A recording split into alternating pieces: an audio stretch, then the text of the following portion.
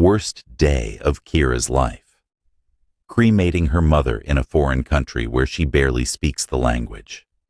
Then she looked up through tears, saw sunlight glint wrong off a building, and instinct took over. She slapped the man in front of her, hard, right before the window exploded. Didn't know he was dangerous, didn't know he had guards, didn't know people were actively trying to murder him in broad daylight. Just knew someone was about to die. Now she's behind a parked car, with Kwon Do-yoon's body pressed against hers, his voice deadly calm. You saved my life. That makes you mine to protect, whether you want it or not. Real talk. When you're going through something traumatic, your brain just stops working normally, right? You do things you'd never do otherwise. Kira was in that space, completely raw, emotionally destroyed, when she made a choice that flipped her world upside down. Have you ever done something during emotional chaos that you can't undo? Drop your story and subscribe because hers is about to get wild. Gabam! Her hand connected with his face before she even realized what she was doing. The sharp sound echoed down the busy Seoul Street, and Kira Washington froze, her tear-streaked face going cold as the reality of what just happened crashed over her. The man she'd just slapped, tall, dressed in dark clothes that screamed money and danger, turned his head slowly back to face her. His jaw was set, eyes narrowed, and three men in similar dark clothing immediately stepped forward from the shadows. There's a sniper, Kira blurted out, her voice cracking. She pointed up at the building across the street with a shaking hand. 4th floor, 3rd window from the left. I saw the reflection off the scope when I looked up. The man's expression shifted from cold anger to sharp focus in half a heartbeat. He didn't question her, didn't hesitate. One word in Korean to his men, and suddenly she was being pulled behind a parked car. His body, between her and the building she'd pointed at. Her back hit the metal, and she could feel her heart trying to beat its way out of her chest. Stay down, he said in English, his accent thick but clear. 2 of his men were already moving, talking rapidly into their phones. The 3rd stayed close, scanning the street. Kira pressed herself against the car, trying to understand how her terrible day had just gotten impossibly worse. Mom's funeral had been this morning. The cremation, the final goodbye to the only family she'd had in this world. She'd been walking, crying, not paying attention to where she was going, when she'd looked up and caught that glint of light that didn't belong. Her brain had just reacted, slapped the first person in the reflection's path, who apparently was someone very important and very dangerous. Clear, one of the men said, after what felt like forever, but was probably only 3 minutes. The man in charge straightened, pulling back slightly but not moving, away from her completely. Up close, Kira could see he was younger than she'd first thought, maybe late 20s, with sharp features and dark eyes that were currently studying her, like she was a puzzle he couldn't quite figure out. How did you see it? He asked. I don't know. I just looked up and the light was wrong. I've always been good at noticing stuff like that. She wrapped her arms around herself, suddenly aware that she was still crying, that her eyes were probably swollen and red, that she looked like a complete mess. I'm so sorry I hit you. I didn't think.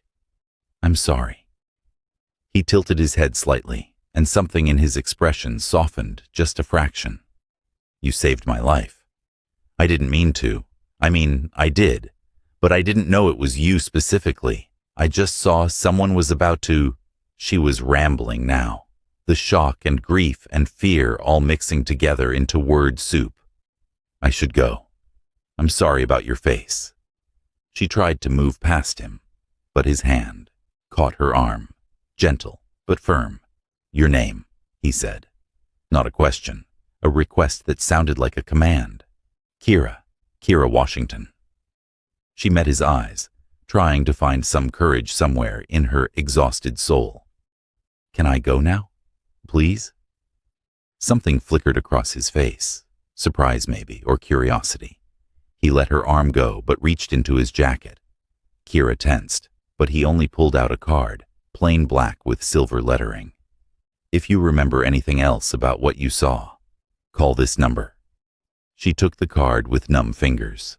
No name on it, just a number. What's your name? She asked, because apparently her brain had decided that almost dying wasn't enough excitement for one day. The corner of his mouth lifted, not quite a smile, but close. Doyun. Kwon Doyun. She nodded, backing away slowly, and this time he let her go. His men watched her leave, but none of them followed. Kira made it 3 blocks before her legs gave out, and she sat down hard on a bench, staring at the card in her hand. Her mother had been dead for less than 12 hours, and she'd just slapped a man who had armed guards and people trying to shoot him in broad daylight. Her scholarship to teach English in Seoul was supposed to be a fresh start, a chance to build something new after years of barely scraping by in Detroit. Instead, she'd apparently stumbled into something that felt like an action movie. Kira laughed, but it came out more like a sob. She looked up at the gray Seoul sky and whispered, "Really, Mom? This is what you meant when you said Korea would change my life?" The card was still in her hand when she finally got up and walked back to her tiny apartment in Itaewon, where everything she owned fit into 2 suitcases, and where, she discovered, someone had left a large black box outside her door. Her hands shook as she opened it. Inside was a simple note in English. "Thank you for your quick thinking. Please accept this as a token of my gratitude. Stay safe. K.D. Under."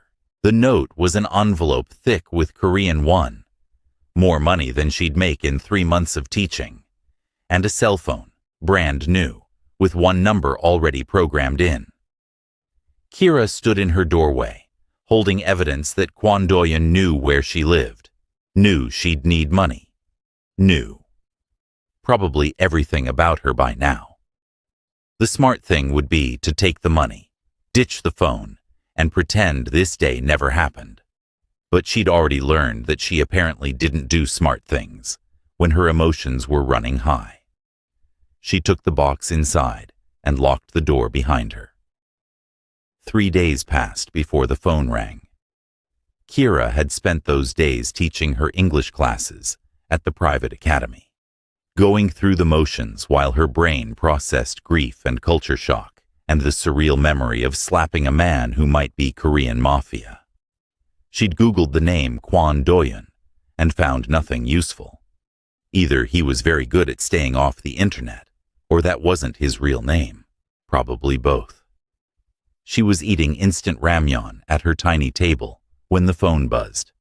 "Hello?" She tried to sound normal and not like her heart just jumped into her throat. "Kira Washington." His voice was calm, controlled. "How are you?" "I'm fine. Is this a wellness check or something?"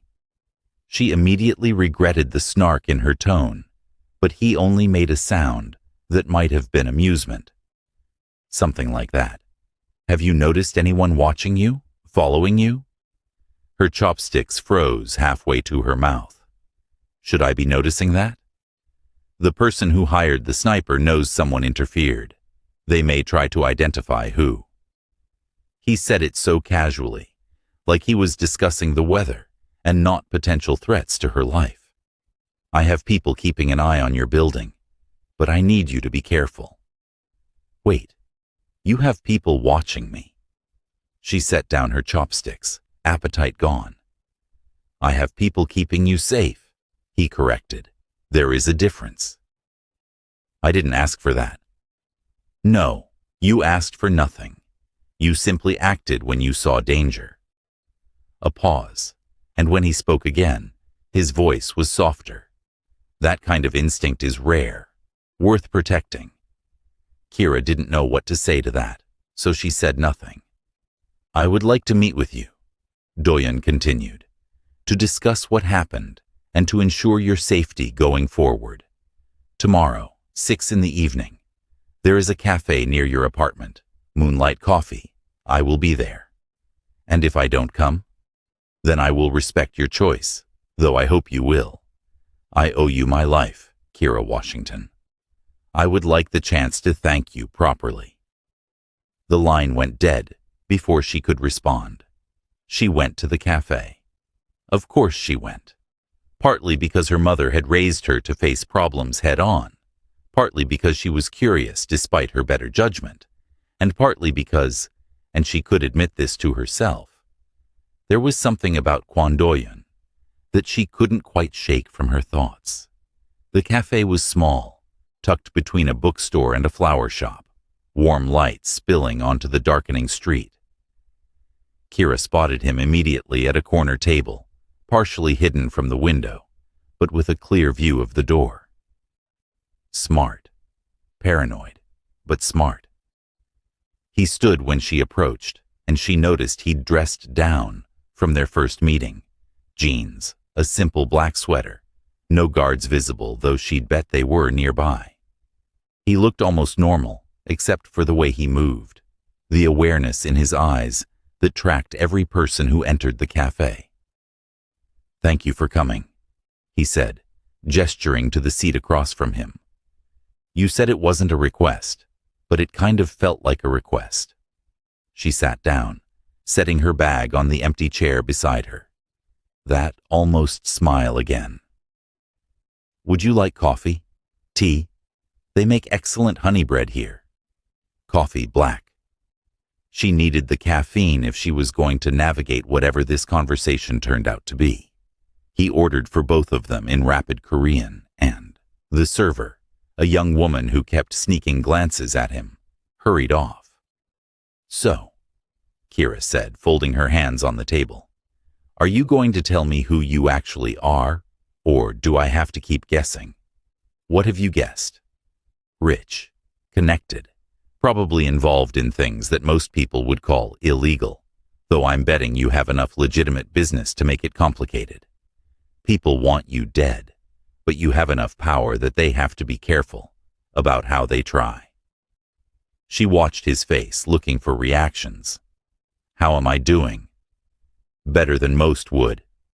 He leaned back slightly, studying her with those dark eyes.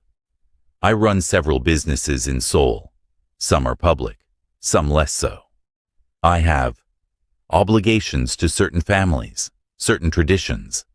It is complicated, as you said. That's a very polite way of not answering my question. The coffee arrived, giving him a moment before he responded. When the server left, he wrapped his hands around his cup, and Kira noticed the calluses on his knuckles, the old scar along his left thumb. I am the head of the Kwon family organization, he said quietly. We have business interests throughout Seoul and Busan. We also have enemies who would like to see us weakened or destroyed. 3 days ago, one of those enemies tried to remove me. You prevented that. The Kwon family organization. Kira repeated, testing the words. That's what they're calling organized crime now?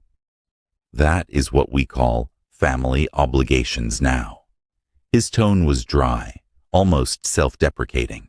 But yes, if you prefer blunt terms, I am what your American movies would call a crime boss, though the reality is far more bureaucratic and far less dramatic than Hollywood suggests.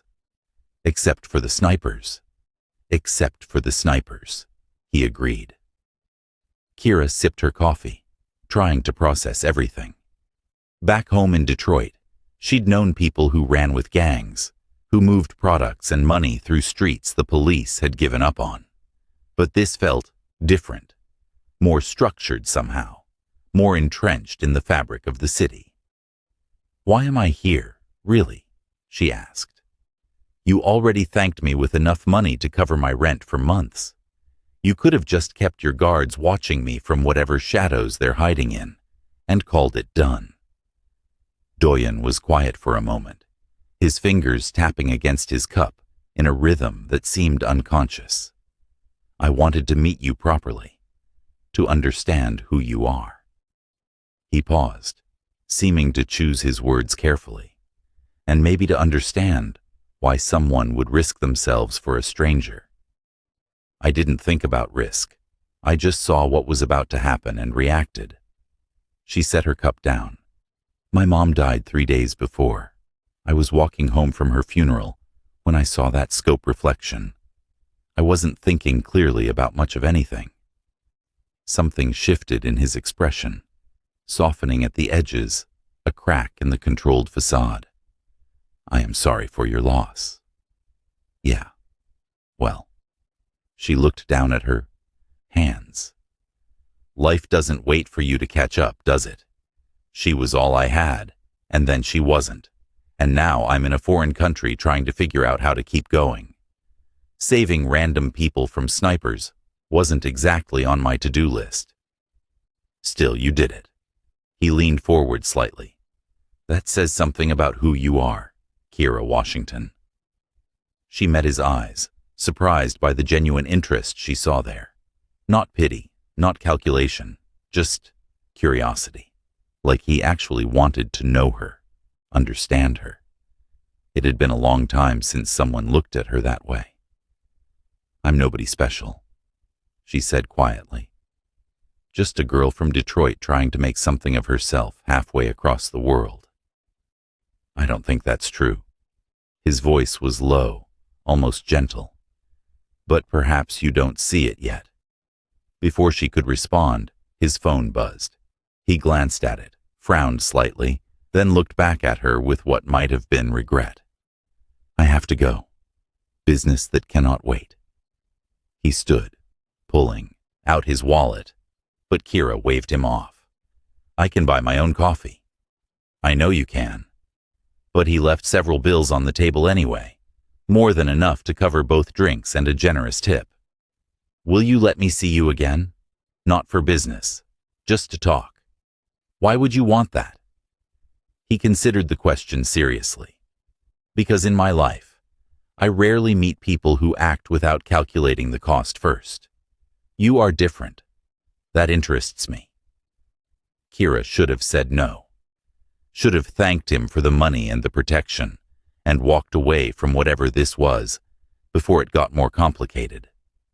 But there was something in the way he looked at her, like she was a person, not a problem or an asset or a burden, that made her hesitate. Maybe, she said finally, if you answer something for me first. Ask. Is being around you going to get me killed? He didn't laugh or brush it off. Instead, he met her eyes directly and said, I will do everything in my power to prevent that. But I cannot lie to you. My world has dangers. If you choose to step into it, even at the edges, there are risks. At least he was honest. That counted for something. I'll think about it, she said. He nodded, accepting that, and turned to leave. At the door, he looked back. The phone I gave you works anywhere. If you need anything at all, call that number, day or night. Then he was gone, and Kira was left with her cooling coffee and the strange feeling that her life had just split into two paths, and she was standing at the fork trying to decide which way to go. She tried to go back to normal, teaching her classes, exploring the neighborhoods around Itaewon, learning Korean at a pace that made her head spin. But normal felt different now, colored by the awareness that someone was watching, that Doyun had people keeping track of her movements. It should have felt invasive. Instead, for someone who'd lost the only family she had, it felt almost comforting, like she wasn't completely alone in this massive city where she barely spoke the language and didn't understand half the social rules. A week after the cafe meeting, she found a gift outside her door. Not the black box this time, but a simple paper bag with a small white card. Inside was a scarf, soft blue wool that felt expensive without being flashy, and the card read, "The weather is getting colder. Stay warm. D." She held the scarf against her face, breathing in the faint smell of something clean and cedar. It was a thoughtful gift, practical, but personal. The kind of thing that showed he'd been paying attention when she mentioned being from Detroit, where you learned to layer against the cold. But Soul's wind was different, cutting through her jackets like they were paper. Against her better judgment, she called the number. He answered on the second ring. "You received it." "I did. Thank you, but you don't have to keep sending me things." "I know I don't have to." There was background, noise on his end, voices in Korean, the sound of papers shuffling. "I wanted to." "Do you like it?" "It's perfect, actually." She wrapped it around her neck as she spoke, standing by her window watching the street below. "But Doyun, I don't know what we're doing here. You're you, and I'm just a teacher from America who saved my life and asks for nothing in return." His voice held gentle amusement. "Stop diminishing yourself, Kira. It doesn't suit you." She didn't have an answer for that. "Are you free Saturday?" he asked. "That depends on what you're asking me to be free for." "There is a market in Namdaemun, not far from your neighborhood. Good food, interesting vendors. I thought maybe you would like to see it. With me." "Is this a date?" She needed to know what she was agreeing to. "If you want it to be, yes. If you would rather it be two people spending time together, it can be that instead. I am flexible." Despite everything, the danger, the uncertainty, the sheer insanity of getting involved with a man who had people shooting at him, Kira found herself smiling. "Okay," she said. "Saturday. But Doyun?" "Yes?" "No guards hovering. If we're doing this, I want it to be as normal as your life allows." He was quiet for a moment. "I can do that. They will keep distance. Promise." "I promise." Saturday came with clear skies and temperatures cold enough that Kira was grateful for the scarf. She met Doyun at the entrance to Namdaemun Market, and for the first time, she saw him looking almost normal. Jeans again, a dark coat, a cap pulled low that hid his face, without being obviously disguised. "You look different," she said by way of greeting. "So do you." His eyes tracked over her, the scarf at her neck, her worn jacket, her hair pulled back in a simple ponytail. "Good different. Ready?" The market was overwhelming in the best way. Stalls selling everything from kimchi to fabric to tiny electronic parts. The air filled with competing smells of street food and spices. Doyun moved through it with the ease of someone who knew the space well, pointing out vendors he liked, explaining what different foods were when she asked. They stopped at a stall selling tteokbokki, and he ordered 2 servings without asking if she wanted any. The vendor, an older woman with quick hands and a quicker smile, said something in Korean that made Doyun laugh, a real sound that transformed his entire face. "What did she say?" Kira asked as they moved away with their food. "She asked if you were my girlfriend and told me I was punching above my weight." He handed her a pair of chopsticks, that almost smile playing at his lips. I told her she was absolutely right. Kira felt warmth that had nothing to do with the spicy rice cakes. Smooth. "I try." He led her to a small seating area, less crowded than the main paths. "Tell me something about Detroit, something you miss." She thought about it while she ate, savoring the sweet spicy flavor. "The music," she said finally. "Not just Motown stuff, though, that too, but there was always music, coming from cars, from open windows, from street corners. Here it's different music, different rhythms, but sometimes I miss that specific sound of home." "What else?" "Coney dogs, 24-hour diners, the way the whole city smells like snow right before a big storm. She smiled at the memories. My mom's cooking, though that's less about Detroit and more about her. What was she like? His question was soft, respectful, strong, stubborn, funny when she wanted to be. She worked 3 jobs to keep us afloat after my dad left, and she never complained about it, not once. Kira's throat tightened. She wanted better for me. That's why she supported me coming here, even though it meant being apart. She said sometimes you have to go far to find yourself. She sounds wise. She was. Kira set down her food, suddenly not hungry. I keep thinking about calling her you. No? Like I'll see something interesting and reach for my phone before I remember. It's stupid. It's not stupid. It's grief. He was quiet for a moment, then said, I lost my father 4 years ago. I still sometimes think about asking his advice before I catch myself. The people we love leave marks on us that don't fade just because they're gone. She looked at him, really looked, and saw past the dangerous reputation and the careful control to something more human underneath. Is that why you took over his organization?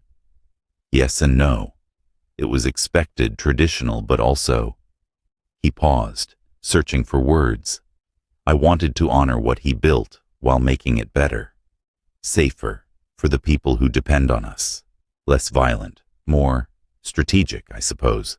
Not everyone agrees with my methods. Including the people who hired that sniper? Especially them. His expression darkened. They prefer the old ways. Blood and fear and territory disputes. I prefer business arrangements and mutual benefit. It makes me weak in their eyes. Kira studied him. This man who ran an organization built on questionable foundations, but talked about making it better, less violent. There was a contradiction there, but maybe that's what made him interesting. He wasn't simply one thing, wasn't just the dangerous crime boss, or the thoughtful person who bought her scarves and took her to markets. So you're trying to reform the Mafia from the inside, she said. That sounds exhausting. It is. He finished his food, disposing of the container before turning back to her. But worth it, I think. Or at least, I hope it will be. They walked through the market after that, falling into an easier rhythm.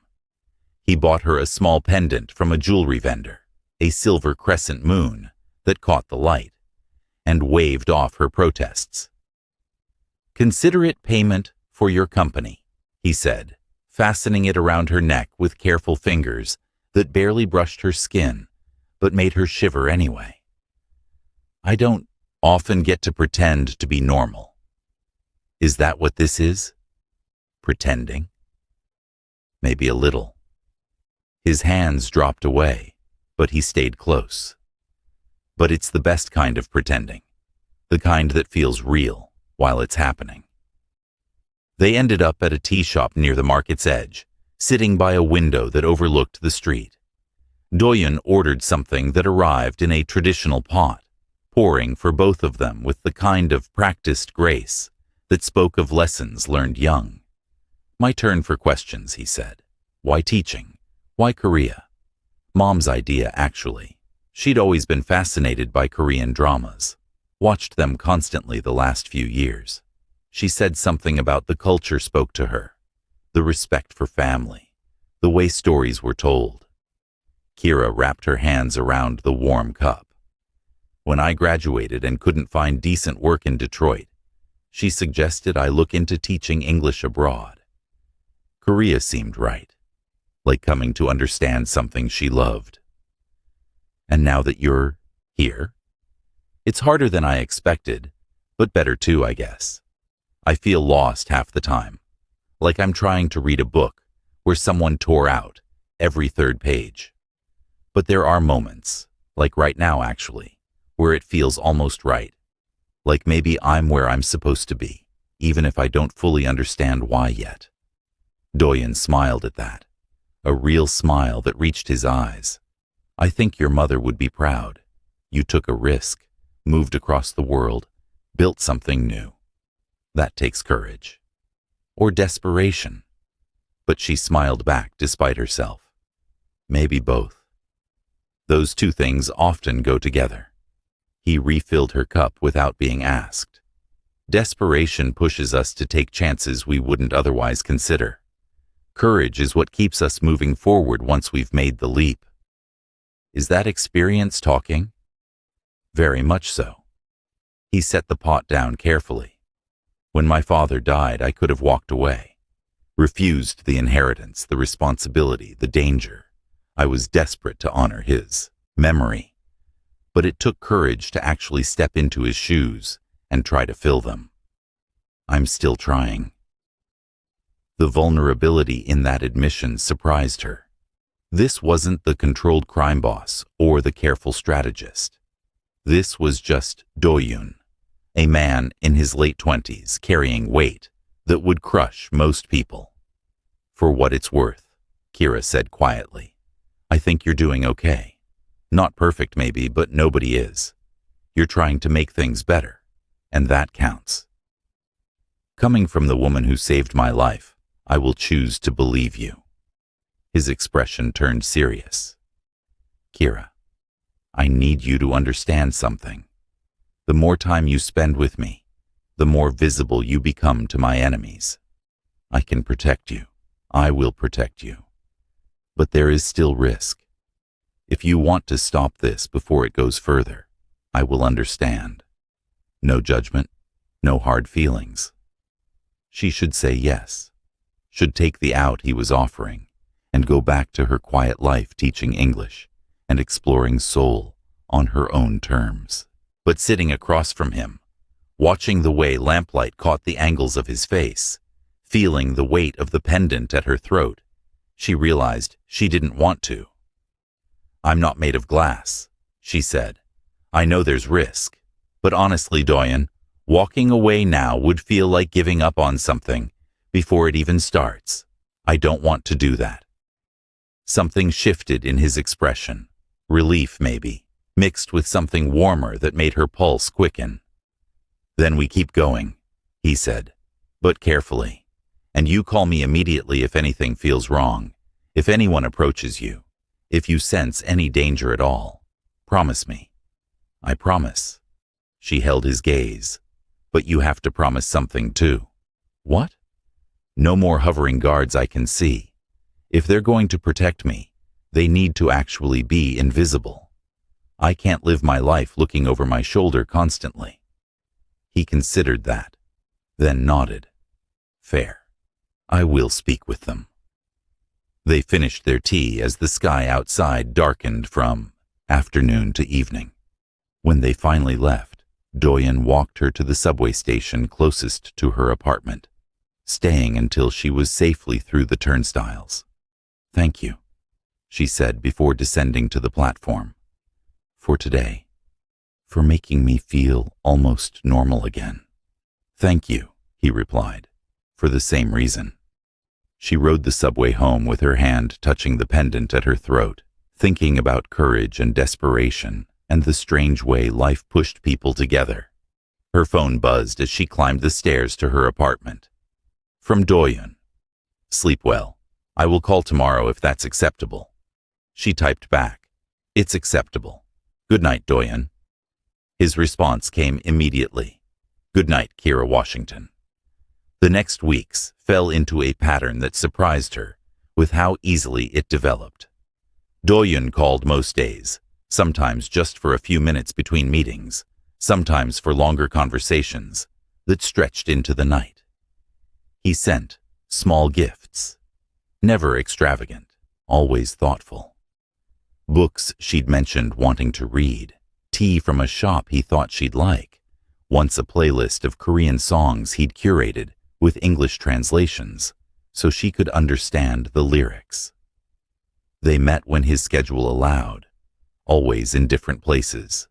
A quiet restaurant in Gangnam, where he taught her how to properly grill samgyeopsal. An art gallery in Insadong, where they wandered through contemporary exhibits and argued good-naturedly about what constituted good art. A late-night convenience store run that turned into sitting on the curb, sharing ice cream, and talking about everything and nothing. He was careful with her, she noticed, kept his distance physically, never pushing for more than she offered. But there were moments. His hand at the small of her back, guiding her through a crowd, his fingers brushing hers when passing her something. The way his eyes tracked her movements, like she was something precious. He was afraid to break. That suggested he was holding himself back. She appreciated it even as part of her wished he wouldn't. "You're smiling at your phone again," her co-worker Mina said during their lunch break 6 weeks after the market. "Is it that mysterious boyfriend you won't tell us about?" "He's not my boyfriend," Kira protested, but she could feel the warmth in her cheeks. Sure. And I'm secretly a K-pop idol." Mina grinned, stealing a piece of kimbap from Kira's lunch. "Come on, give me something. You've been different lately. Happier, I think. Less like you're carrying the weight of the entire world. Maybe I'm just adjusting to Seoul. Or maybe someone is helping you adjust." Mina's expression turned more serious. "I'm glad, honestly.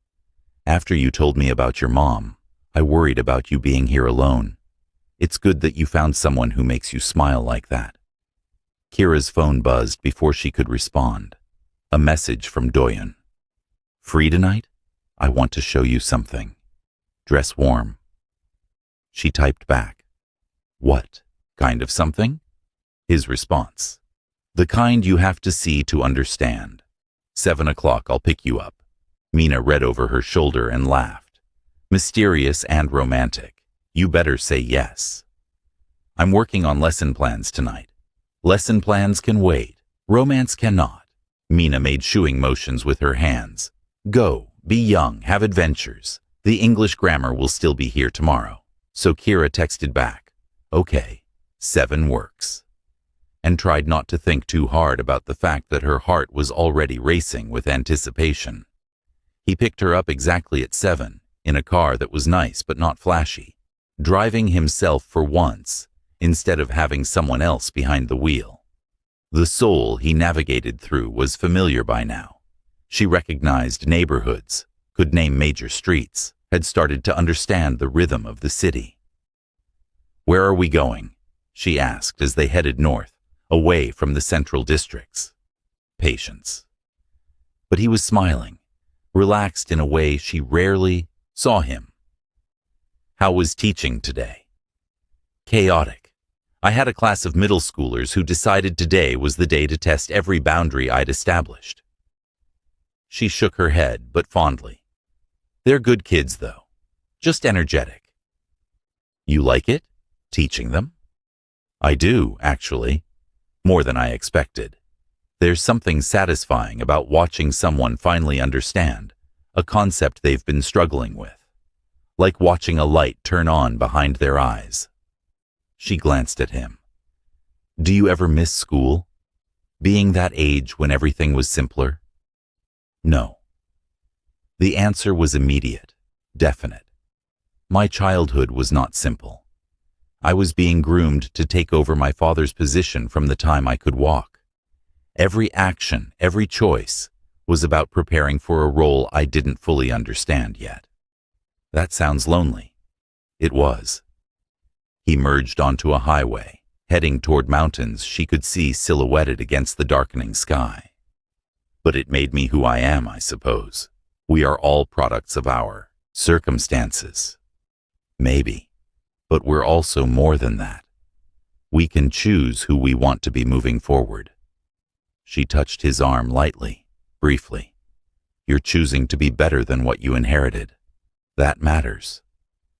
He looked at her, something intense in his eyes that made her catch her breath, then returned his attention to the road. They drove for another 20 minutes before he exited onto smaller roads that wound up into the mountains. When he finally parked, they were at a lookout point overlooking Seoul, The entire city spread below them like a carpet of lights stretching to the horizon. "Oh," Kira breathed, climbing out of the car and walking to the railing. "Do-yeon, this is incredible." He came to stand beside her, close enough that their shoulders almost touched.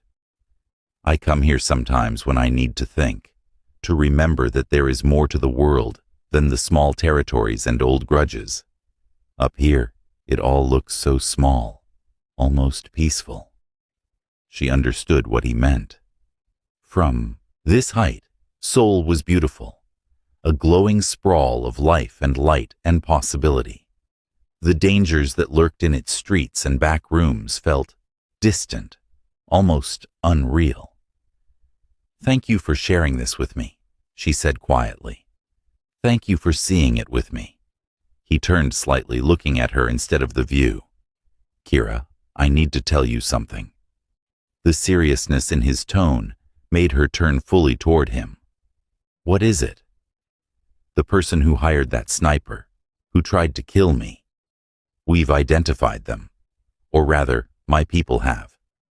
It's complicated by family ties and old alliances, but we know who gave the order." He paused, jaw tight. "Handling it is going to be delicate. I may need to be less visible for a while, which means we cannot meet as freely as we have been." Fear clenched in her stomach, sharp and sudden. "Are you in danger?" "No more than usual. But I'm taking steps to resolve the situation, and those steps require distance for a time. I wanted you to know it's coming, that if I disappear for days, or even a week or two, it's not by choice." His hand came up, hesitated, then settled gently against her cheek. "I don't want you to worry, but I also don't want to lie to you about what's happening." She leaned into his touch without thinking. "How long?" "I don't know. As short as possible." His thumb brushed across her cheekbone, the gesture achingly tender. "But Kira, while I'm handling this, you need to be extra careful. My enemies may try to use you to get to me. The guards will stay close, and I need you to trust them if they tell you something is wrong. Can you do that?" "Yes, but—" She caught his wrist, holding his hand against her face. "Promise me you'll be careful too. Promise me you'll come back." "I promise." He stepped closer, and suddenly there was no space between them, his other hand rising to frame her face. "I am not going anywhere permanently, Kira Washington. I have too many reasons to return." "Like what?" Her voice came out barely, above a whisper. "Like you." The words were simple, direct, loaded with meaning that made her chest ache, like wanting to see where this goes, what we could be together, like not being ready to give up the first person in years who makes me want to be more than just what I inherited. She should probably say something profound, something that matched the weight of what he was offering. Instead, she said, "I'm going to miss you," and felt stupid for how inadequate it sounded. But his expression softened, and he pressed his forehead gently against hers. "I will miss you too, more than is probably wise." They stood like that for a long moment, breathing the same air, the lights of Seoul glittering below them. Then Do-yoon stepped back, letting his hands fall away, and the loss of contact felt like something vital being taken. "We should go," he said quietly. "It's getting late, and you have work tomorrow." The drive back was quieter than the drive up, both of them lost in thoughts they didn't voice. When they reached her apartment building, Do-yoon walked her to the door, despite her protests. "When this is over," he said, "I want to take you somewhere outside Seoul, where we can be just two people without guards or danger or complications. Would you like that?" "I would." She smiled, despite the worry churning in her gut. "I'll hold you to it." "Good." He tucked a loose strand of hair behind her ear, the gesture so gentle It made her want to cry. Be safe, Kira. Call if you need anything and my people will come immediately. You be safe too. He nodded, already stepping back, creating distance. She watched him return to his car, watched him drive away, and felt the ache of missing him before he was even truly gone. 3 days later, he disappeared. Not literally. He sent a message saying he was going underground for a while, that everything was fine, but he couldn't be in contact. But it felt like disappearing to Kira, who'd gotten used to daily calls and random messages about interesting things he'd seen or thoughts he wanted to share. She threw herself into work, into exploring Seoul on her own, into anything that kept her mind occupied. But at night, lying in her tiny apartment, she found herself touching the pendant he'd given her and wondering if he was okay, if he was safe, if whatever he was doing would end with him coming back in one piece. A week passed. Then 2. Mina noticed the change, started bringing Kira extra lunch and making excuses to spend time with her after classes. He'll be okay, she said one afternoon when they were grading papers together. Whatever mysterious thing your not boyfriend is doing, he'll come through it. He has to, because you'll hunt him down otherwise. Kira laughed, despite herself. Is that what friends do? Hunt down their friends, not boyfriends? Absolutely. It's in the friend handbook. Mina set down her pen. But seriously, you really care about him, don't you? Yeah, Kira admitted, quietly. I really do, which is probably stupid considering I've known him less than 3 months, and half of what I know about him is that people keep trying to kill him. The heart wants what it wants. Sometimes that's stupid, sometimes that's beautiful. Usually it's both. Mina squeezed her hand. He'll come back. I can feel it. On the 15th day, Kira's phone buzzed while she was teaching her last class. She ignored it. Her students deserved her full attention. But her heart leapt anyway, hoping. When class ended and she checked her phone, she nearly dropped it. From Doyun. It's handled. I'm okay. Can I see you tonight, please? She typed back so fast she made 3 typos before getting it right. Yes. When and where? His response. Your apartment, 8 o'clock. I'll bring food. I've missed you. I've missed you too. She sent. Then stared at the message for a full minute before adding, be careful getting here. The hours between dismissal and 8 o'clock crawled by. She went home, changed clothes 3 times, gave up and settled on jeans and a sweater, attempted to tidy her already tidy apartment, and generally felt like a teenager waiting for prom. When the knock came at exactly 8, she nearly tripped over her own feet rushing to the door. Doyen stood there looking tired but whole, wearing casual clothes and carrying bags from a restaurant she recognized. His face was shadowed with fatigue, but when he saw her, he smiled. Really smiled. The kind that transformed his entire expression. Hi, he said, like that one word contained everything he couldn't say. Hi yourself. She stepped back to let him in. You look exhausted. I am, but I wanted to see you anyway. Needed to, actually. He set the food on her small table, then turned to face her fully. Is it okay if I just... She understood what he was asking and closed the distance between them, wrapping her arms around him in a hug that felt like coming home. He made a sound that might have been relief or exhaustion or both, his arms coming around her tightly, his face pressed against her hair. They stood like that for a long time, just holding each other. No words needed. I'm okay, he finally murmured against her hair. Everything worked out. The threat is resolved. I'm sorry I had to disappear like that. You're here now. That's what matters. She pulled back enough to look up at him. Are you actually hungry, or did you just bring food as an excuse? Both. A hint of his usual humor crept back into his voice. I haven't eaten properly in days, and I thought you might be tired of instant ramyeon. You're not wrong. She moved to get plates, needing something to do with her hands. So, are you going to tell me what happened, or is that classified information? Not classified, just complicated. He opened containers while she set the table. The short version is we negotiated. The person who wanted me dead realized that killing me would cost them more than cooperating with me. Money, territory, certain business arrangements. It all got worked out. Peacefully. You sound surprised by that. I am, a little. My father would have chosen violence. Blood for blood. Territory taken by force. But I proved that talk can work. That we can change how things are done. He sat down heavily. Whether it holds long-term remains to be seen. But for now, there is peace.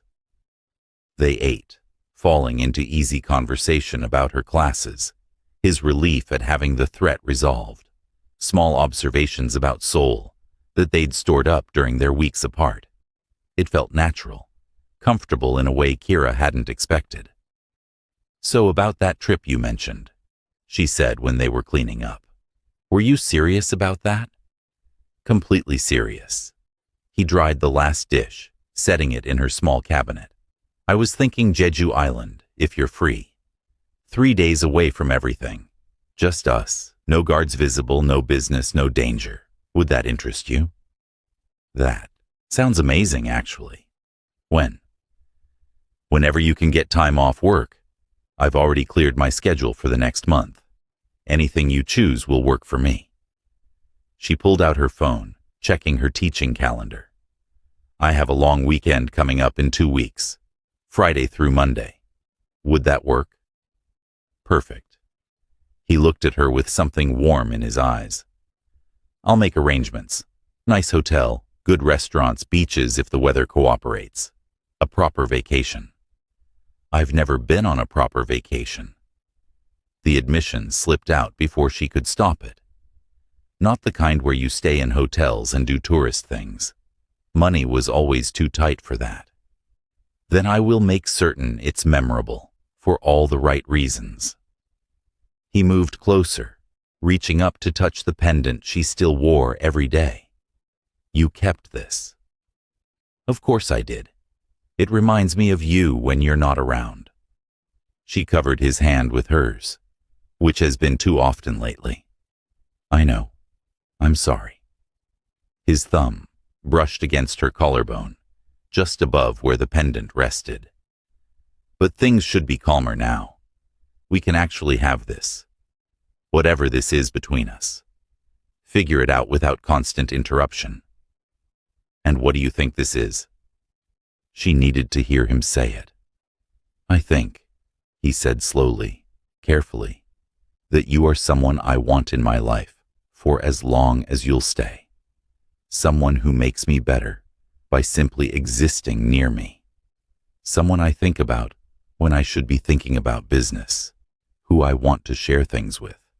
Who I want to protect and cherish. And he stopped, seeming to catch himself. I am not good with words for this. But Kira, you matter to me. Very much. Her chest ached with how much she wanted to close the last distance between them, to kiss him properly and stop all the careful dancing around what they both felt. But something held her back. Not fear exactly, but awareness that once they crossed that line, there would be no going back. You matter to me too, she said instead. More than is probably smart, given the circumstances. Smart is overrated. His hand slid from the pendant to her face, cradling her jaw. I would rather have this have you than be smart and safe and alone. The moment stretched between them, heavy with possibility, and Kira felt herself swaying forward, drawn by something deeper than logic or self-preservation. But Doyen stepped back, letting his hand fall away with what looked like real regret. Not yet. he said quietly. When I kiss you for the first time, I want it to be when I'm not half dead from exhaustion and stress. When I can give you my full attention, my full self.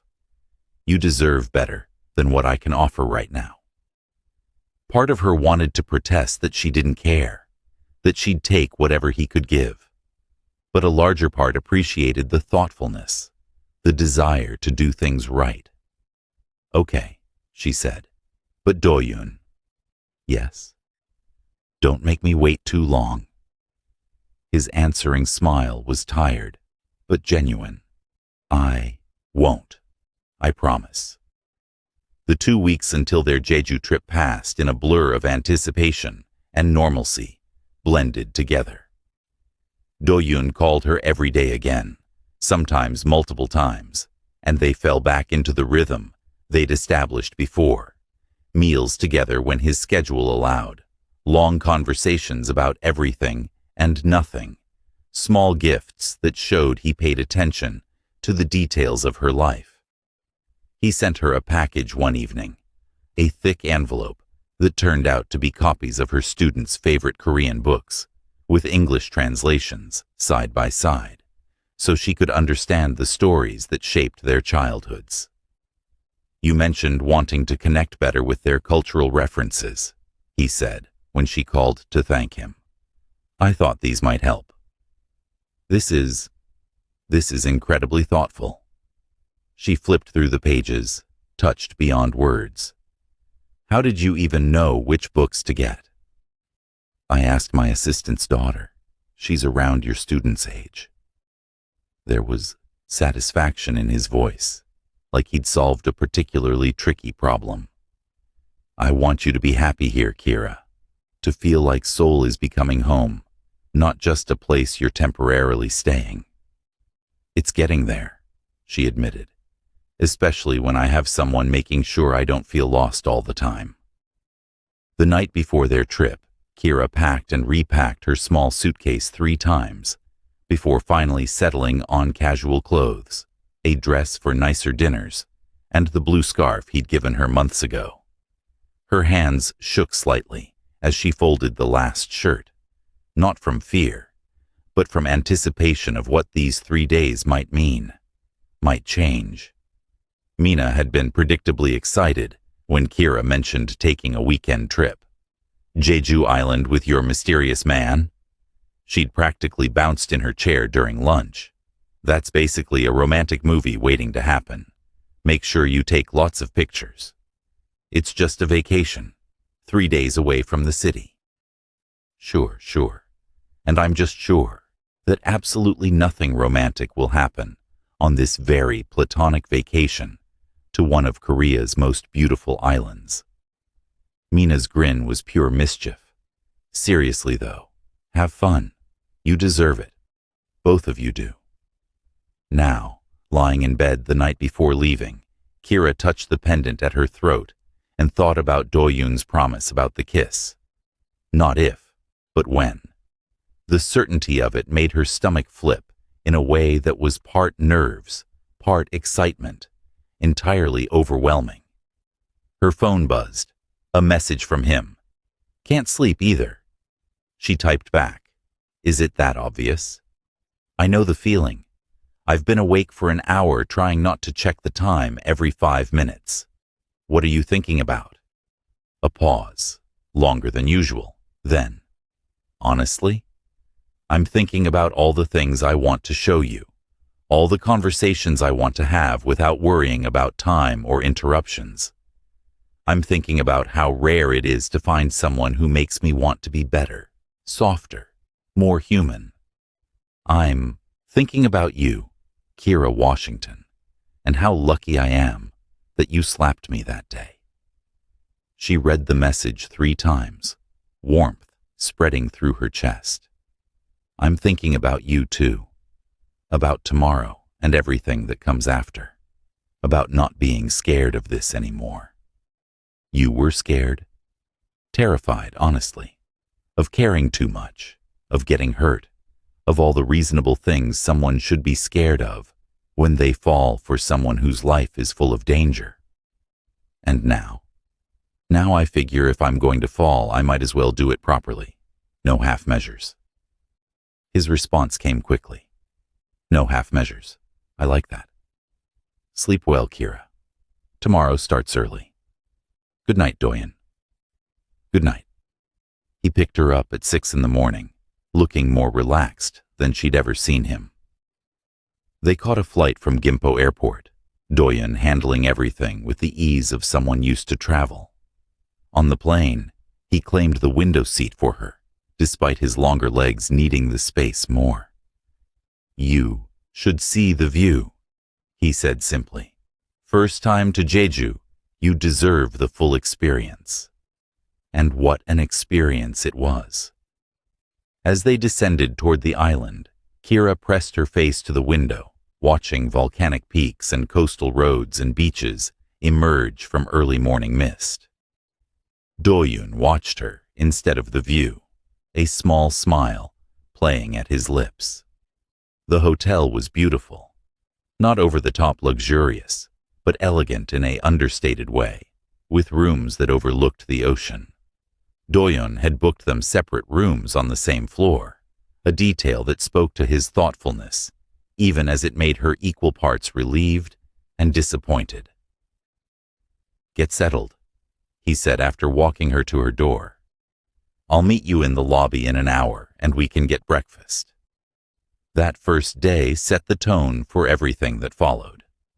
They rented a car and drove around the island, stopping at random places that caught their interest. A traditional market where Doyun haggled good-naturedly with vendors and bought her fresh oranges that tasted like sunshine.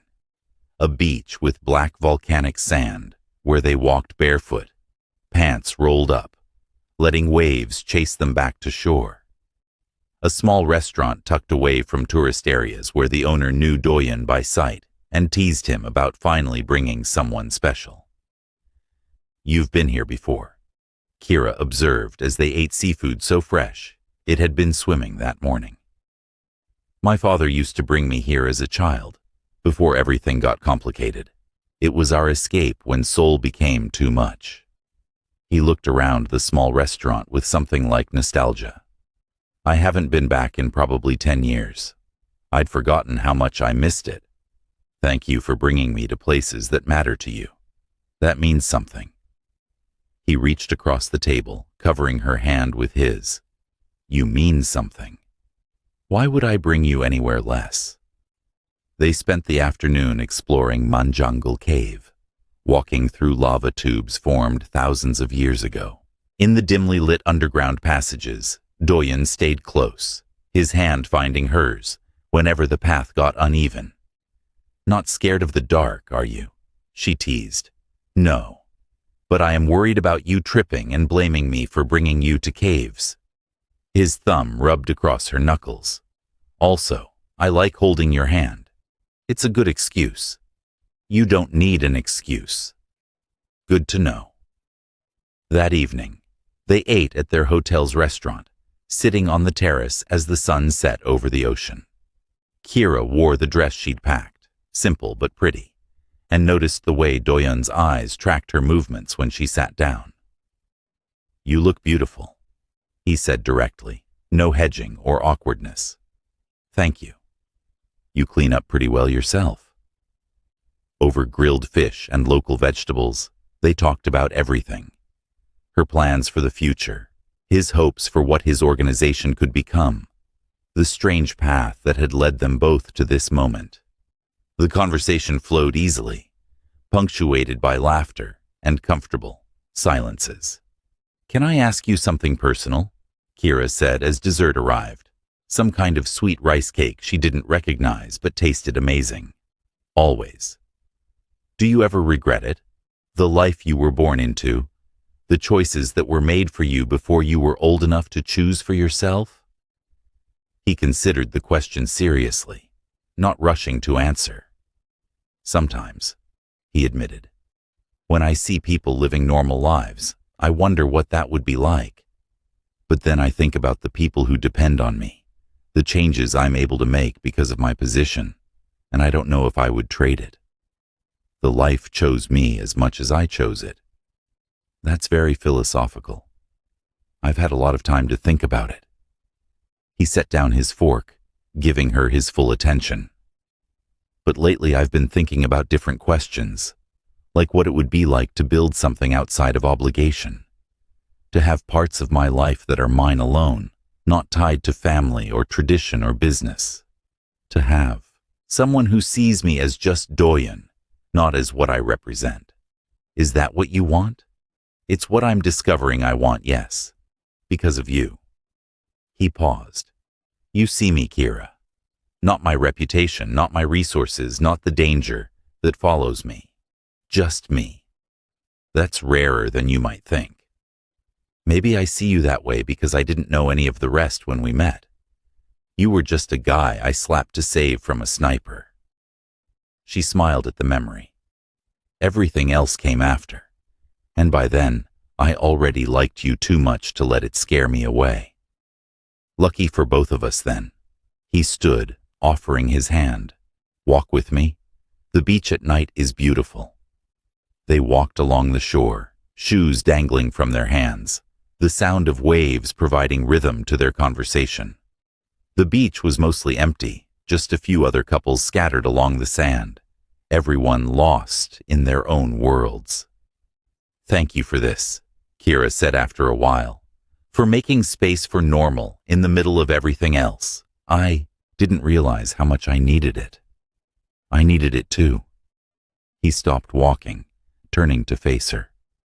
The moonlight caught his features, softening them, and Kira's breath caught at how he was looking at her, like she was the only thing in the entire world that mattered. Kira, His phone buzzed, harsh and intrusive. He closed his eyes briefly, frustration clear on his face, but pulled it out anyway. A message from someone that made his jaw tighten. Is everything okay? She asked. It's fine. Just business that I told them explicitly not to bother me about unless it was life or death.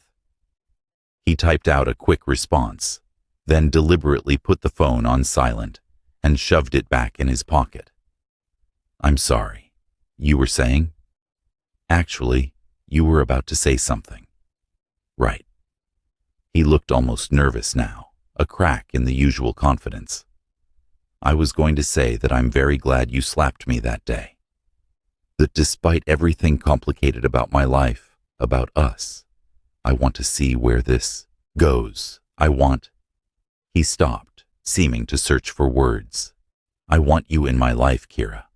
Properly, officially, if that's something you want too. Her heart was doing complicated things in her chest. Like dating? Are you asking me to be your girlfriend? I suppose I am, though that word feels somehow inadequate for what I'm feeling. His hands came up to frame her face, gentle and sure. I'm asking if you'll let me try to make you happy, if you'll trust me enough to build something real together, despite all the complications. I'm asking if maybe you feel what I feel when I look at you. And what do you feel when you look at me? Her voice came out shakier than she intended. Like I found something I didn't know I was looking for. Like maybe all the difficult parts of my life led me to that exact street corner at that exact moment, so you could save me in more ways than just the physical. His thumbs brushed across her cheekbones. Like I want to know everything about you and protect you and make you laugh and be worthy of the way you see me. Is that enough of an answer? Yeah, she breathed. That's more than enough. So is that a yes? That's absolutely a yes. He smiled then, really smiled. Relief and joy mixing into something that made him look younger, lighter. Thank God. I was worried I might have misread. She cut him off by throwing her arms around his neck, hugging him tightly. He caught her easily, lifting her slightly off the sand, and they stood there holding each other as waves crashed nearby, and the moon painted everything silver. I was scared you'd figure out you could do better, she admitted against his shoulder. Impossible. There is no better than you, Kira Washington. They walked back to the hotel hand in hand. Something fundamental shifted between them. In the elevator, Do-yeon pulled her close, planting a gentle kiss to her forehead that felt like a promise of everything he'd held back until now. "Tomorrow," he said softly, "I want to take you somewhere special. Will you trust me?" "I trust you." The next morning dawned clear and bright. They had breakfast at a small cafe near the hotel. Then Do-yeon drove them inland, toward Halasan Mountain. Instead of heading to the main tourist trails, he took smaller roads that wound through villages and farmland. "Where are we going?" Kira asked, watching the landscape change. "My father owned a small house here. Nothing fancy, just a place he bought years ago as an investment that he never actually developed. I haven't visited since before he died, but I thought maybe—" He glanced at her, suddenly uncertain. "Maybe we could see it together. If you want. I'd like that." The house turned out to be more than small. It was tiny, traditional Korean architecture with curved roof tiles and weathered wood. But it was also beautiful, nestled among trees, with a view of the mountain in the distance. Do-yeon unlocked the door with a key he'd clearly carried for years, and they stepped into a space that smelled of dust and memory. The interior was simple, but well built. One main room with traditional flooring, a small kitchen area, sliding doors that led to a wooden porch overlooking a wild garden. Do-yeon moved through it slowly, touching walls and door frames like he was greeting old friends. "We'd come here maybe twice a year," he said quietly. "My father would leave all his responsibilities in Seoul and just be Dad. We'd cook together, badly, take walks, talk about things that didn't matter to anyone but us." He stopped at the window, looking out. "This was where I learned he was human, not just the head of the family, where I could be just his son." Kira came to stand beside him, slipping her hand into his. "It's a good place, full of good memories." "It is." He squeezed her hand. "I've been thinking about fixing it up, making it livable again, having somewhere to escape to when Seoul gets too heavy. Would you want to help me do that? Make new memories here?" "You're asking if I want to be part of your future," she said, understanding what he really meant. "Yes. I know it's fast. I know we've only known each other a few months. But Kira, I feel certain about you in a way I've never felt certain about anything. If that's too much, if you need more time, it's not too much." She turned to face him fully. "I want that. I want to help you fix this place up and make new memories and be part of whatever comes next. I'm certain too." Something in him relaxed at that. Tension she hadn't realized he was carrying, finally releasing. He pulled her close, tucking her head under his chin, and they stood like that for a long moment, just breathing together. "We should probably clean before we do anything else," she said eventually. "This place needs serious dusting." He laughed, the sound rumbling through his chest into hers. Practical as always. They spent the afternoon cleaning, opening windows to let fresh air chase out the mustiness, sweeping floors and wiping down surfaces. It was mundane work, but somehow it felt important, like they were preparing the space for whatever future they were building together. In the garden, they found fruit trees that had gone wild and flowers that had reseeded themselves year after year. Do-yeon pointed out where he and his father had planted vegetables, and Kira immediately started planning what they could grow once the house was properly restored. "You're thinking long-term," he observed, watching her examine the soil. "Is that okay?" "It's more than okay. It's exactly what I'd hoped you'd do." That evening, they drove back to the hotel and had dinner at a tiny restaurant Do-yeon had found online, the kind of place with 6 tables and a grandmother cooking everything to order. The food was simple, but incredible, and they ate until they were too full to move. "One more day," Kira said, as they walked slowly back toward the hotel, neither wanting the evening to end. Then back to reality. Reality doesn't have to be bad. He stopped under a streetlight, pulling her around to face him.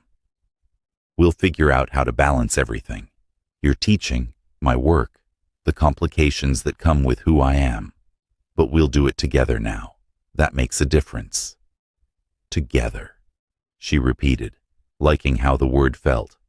"I can work with that." He was looking at her with an intensity that made her pulse quicken, his hands settling on her waist. "Kira, I want to kiss you. I've wanted to since the moment you slapped me, if I'm being honest. But I need you to be sure. Once we cross this line, I'm not going to want to go back." "Good," she said, rising up on her toes and closing the distance between them. "I don't want to go back either." When his lips met hers, it was gentle at first, careful and sweet and almost hesitant.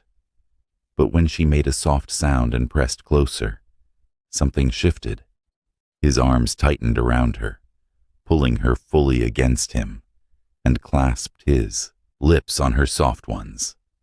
"Worth the wait," he murmured. "Definitely worth the wait." She smiled against his mouth. "Though maybe we should head inside before we scandalize any passing grandmothers." He laughed, that beautiful, genuine sound that she was determined to hear as often as possible, and took her hand as they walked back to the hotel. In the elevator, he kissed her again, softer this time, like he was memorizing the feeling. At her door, he hesitated. "I should let you sleep." "Probably." But she didn't let go of his hand. "Kira, I know. Separate rooms, being respectful, not rushing things." She squeezed his hand. "It's okay, Doyeon. I appreciate that you want to do this right. But just so we're clear, I'm looking forward to when right doesn't mean separate." His expression turned heated for a moment before he reined it in. "You're making this very difficult." "Good." She stretched up for one more quick kiss. "Good night. See you for breakfast. 8 o'clock. I'll meet you in the lobby." She watched him walk to his own door a few rooms down, both of them looking back at the same time and laughing at being caught. Once inside her room, Kira collapsed on the bed, touching her lips and grinning like an idiot at the ceiling. Her phone buzzed, a message from Doyeon. "Still thinking about you." She typed back, "Good thoughts, I hope." "The very best thoughts. Sleep well, beautiful." Their last day on Jeju was bittersweet. Beautiful weather, a perfect morning at the beach, lunch at a seafood restaurant with the freshest fish Kira had ever tasted. But underlying everything was the knowledge that tomorrow they'd return to Seoul, to reality, to all the complications they'd left behind for 3 days. "I don't want this to end," she admitted as they sat on the beach watching the sunset paint the sky in shades of orange and pink. "It doesn't have to." Doyeon pulled her closer against his side, his arm around her shoulders. "This feeling, us being together, we can have that in Seoul too. It'll look different, but it doesn't have to end." "Promise?" "I promise. No matter how busy things get, no matter what complications arise, I'm going to make time for this. For us. You're too important to be pushed aside for business or obligation or anything else." They flew back to Seoul the next morning, and reality crashed back in waves. Doyeon's phone, silent for 3 days, buzzed constantly with messages and calls. He dealt with them efficiently, but she could see the weight settling back onto his shoulders with each notification. At her apartment building, he walked her to the door despite his obvious need to get to his office. Dinner tomorrow? He asked, taking both her hands in his. I know I'll be buried in work today, but tomorrow I want to see you properly. Dinner sounds perfect. He kissed her, quick but thorough, then forced himself to step back. I'll call you tonight before bed. And Kira? Thank you. For these 3 days. For saying yes. For all of it. Thank you for asking. She watched him leave, then carried her suitcase up to her apartment and immediately called Mina. So? Mina answered without preamble. Tell me everything. Did he kiss you? Are you officially together? Was Jeju as romantic as I said it would be? Kira laughed, flopping onto her bed. Yes, yes, and absolutely yes. I'm dating a man who runs a criminal organization, Mina. My mother would be horrified and proud at the same time. Your mother would want you to be happy. Are you happy? She thought about Doyen's smile, his hand in hers, the way he looked at her like she was precious, about the house on Halasan they'd cleaned together, about promises made under moonlight and sealed with kisses that tasted like possibility. Yeah, she said softly. I'm happy. Probably happier than I've been in years.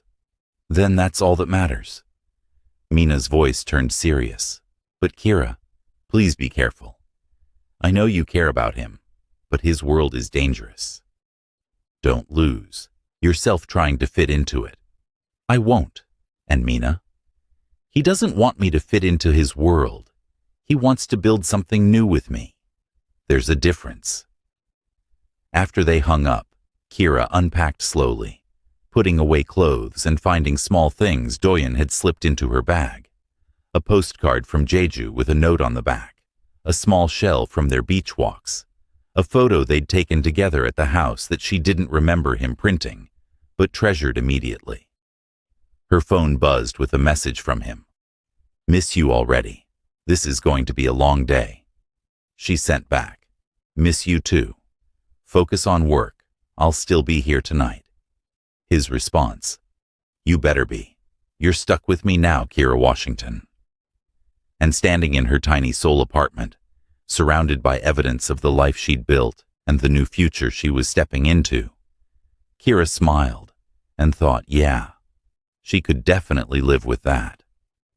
So if you've followed this far, if you've felt even a tiny bit of what I felt telling this story, maybe drop a comment and let me know. I'd love to hear which moment caught you most, or maybe just that you made it here with me. Thanks for being here, really.